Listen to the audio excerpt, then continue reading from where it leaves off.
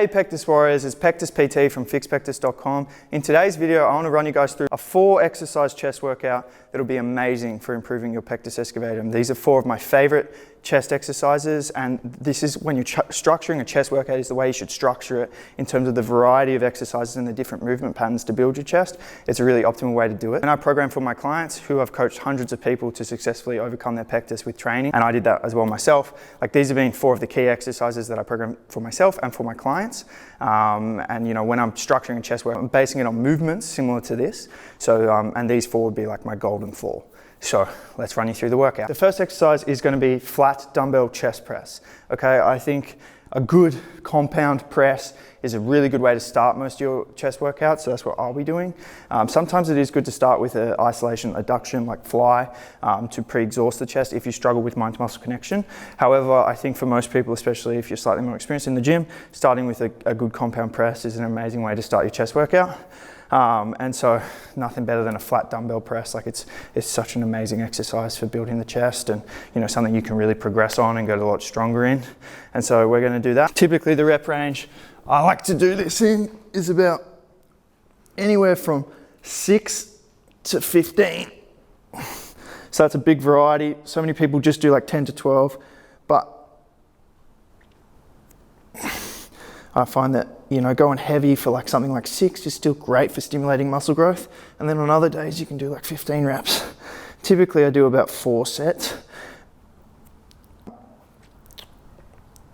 So one of the key things, guys, is a good tempo, slow and controlled, down to the pecs and back up, and then kind of meeting in the middle so you're getting that adduction. Okay, and then back down, full range of motion, all the way down, all the way up, slow tempo. And guys, you need to push it to failure. Like, I want to see everyone's last rep looking like this, okay? It doesn't need to be perfect form in that last rep. Obviously you need perfect range of motion, but like, you can start to wobble a bit, squeeze it out, okay? You want to be pushing it, okay? It's a big mistake I see when people start training their chest and training in general, is they don't push hard enough. That's what stimulates muscle growth, okay? The next exercise we're going to do is an incline crush grip press, okay? Now for pectus, I love to do movements where we're focusing a little bit more on like the adduction, okay? I talk about this all the time, okay? And so like a crush grip press or a landmine press, these are amazing and something that I include in my programs that in like normal programs may not feature, okay? It's something that I really focused on for me as a kid when I was super self-conscious of my pectus, and I think it was why I was able to build my chest up to, you know, how it's hardly noticeable now. So the crush grip press, I'll show you how it's done. So for this, I find in comparison to like the flat dumbbell chest press, I like a slightly higher rep range on this, so probably anywhere from 8 to 20, and really slow, controlled, and you're squeezing the dumbbells together and then pressing up. You should see how much my pecs are engaged on this. Like, I feel my pecs so much on this movement. You should see little striations right in around the pectus where the pecs are inserting, meeting in the middle. It's a great pump. And being inclined, it's going to hit the upper head of your chest more.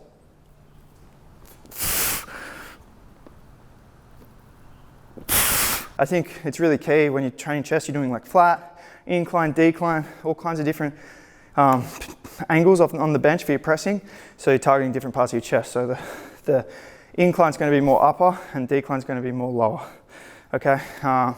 And it's good to mix that up, just to mix up your training and hit it from different angles, okay? And then the next exercise I want to show you guys is a fly. Now, a cable setup will be better. I'm using crossover symmetry bands, but that's all I have access to here, but cables will be better. And so flies are so great for really isolating the pecs. I find so many people that sign up to me really struggle to feel their pecs. I think it's super common with pectus.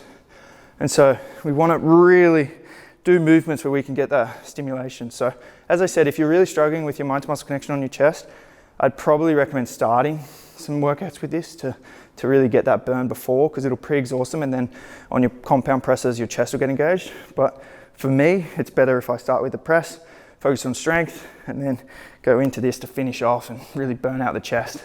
Now with here, I'm coming from a slightly higher angle and I'm coming down lower. This is to work opposite to what I did with the incline crush grip.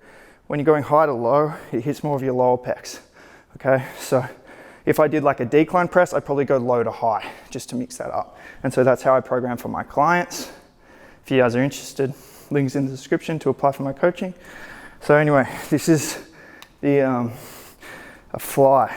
Like, I'll never do a chest workout without a fly. They're the best.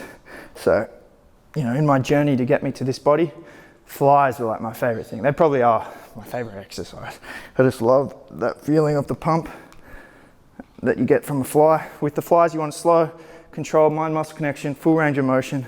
And we're gonna really squeeze, feel the pecs engage. You can cross over as well to get even further range of motion. Do what feels best for you. And again, take this to failure. Like if there's one movement you want to take to failure, it's a fly. Because like, you know, with a compound press, you obviously got to be safe. You don't want to get injured. So, but with this, it's pretty hard to do something in terms of injury. So you really want to push the intensity, you know, incorporate supersets, drop sets. With the rep range on the fly, I'll normally go like anywhere from 8 to 20 again. And I love to do like drop sets or something like that on the fly, just to really burn it out. And again, like 3 to 4 sets, that's kind of my typical. And then we're going to finish this chest workout with the dumbbell pullover. Now I talk about this a lot in my videos, but you really do want to balance your chest with back for the postural element that is very important when it comes to improving pectus. And so I find that the pullover is a great mix of hitting both chest and back. And if you put it at the end of a chest workout, you're going to actually feel your chest more in it, which is great because it can be more of a lat exercise otherwise. But because my chest is so fatigued now, I'll probably feel my chest a fair bit in these pullovers. So the pullovers are just great for pectus for so many reasons. I've got videos on this on my channel, but you know, works the chest, works the back. It's great for like opening up your chest as well. It's great for your thoracic mobility as well, especially if you do it the way I do, where I'm not lying on the bench, but crossways. So I'll show you how to do it.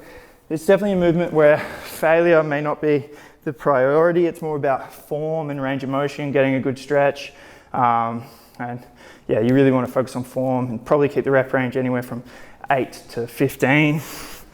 So it's a bit awkward to get into, but once you're in, you're going to put your hands in like a diamond around the dumbbell, shoulder blades on the bench. You're going to keep your glutes active, shoulder blades back and down, and then you're going to stretch all the way out and then come up. And in this up part, that's when you want to start thinking about the chest, holding your elbows tight, squeezing to right above the pecs, and then back down, full range of motion, stretch, and up. And we don't want to bend the arms too much. When I see my clients do this and I review their form, a lot of them end up bending the arms like this, okay?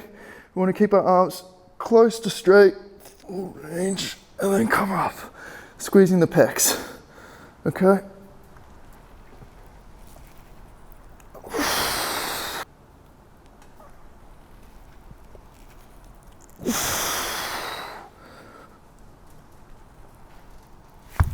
All right, I'm a bit sweaty and out of breath after that chest workout, but it was a good pump. And if I'm honest, I only did 1 set of every movement just to show you guys, and I still got a good pump. So if I did all the 3 to 4, my chest would be destroyed, which is awesome. Some considerations, guys. When I'm programming for my clients, I would rarely ever just program chest. Actually, I never do. I always think it's better to train multiple muscle groups in one session. That way you can have a higher frequency of training each muscle per week, okay? That's the best way to train. If you train each muscle group, like if you do a chest day, back day, arm day, you only end up training each muscle once a week. Over the course of a year, you'll train it like 52 times.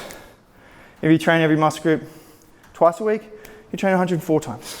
You're gonna get more growth, okay? You don't need to do like 6, 7 exercises for chest in one workout, it'll be overkill. You need like 3 to 4, okay? Even 2 if you do it with high intensity and right. So, you know, this is more of a advanced kind of pairing these 4 movements, and then what I do as well is probably either pair it with back with 4 movements, superset them together. I do abs afterwards, I do shoulders and have like a push day, shoulders and triceps, but you definitely wouldn't want to just do this. It's not the best way to train. These are just, if you're going into the gym wanting a chest workout, these are 4 exercises to do, and then you should definitely pair it with abs or something else, okay? As I said, I never would program for my clients just chest, okay? It's always with something else. And abs is something that I'm programming like almost every workout to some extent as well. And maybe you want to finish with a bit of triceps. It's up to you. But obviously with my clients, when I'm programming for them, I focus the workouts on pectus. So we always start and emphasize the muscle groups that are going to relate to improving pectus the most, so chest, back, abs.